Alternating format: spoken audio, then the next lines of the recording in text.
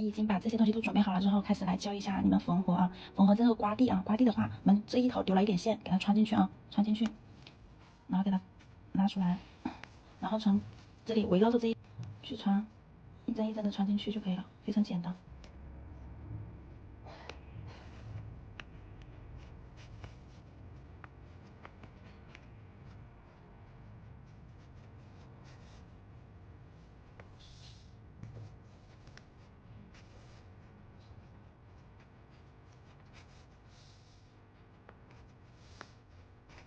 这里面的线头都一样啊，给它穿到这里面去，给它缠起来，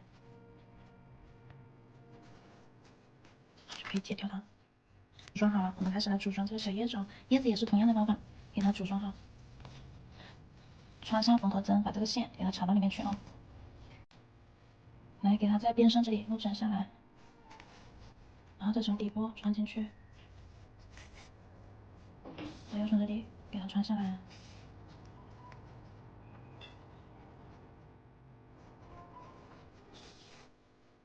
穿进去，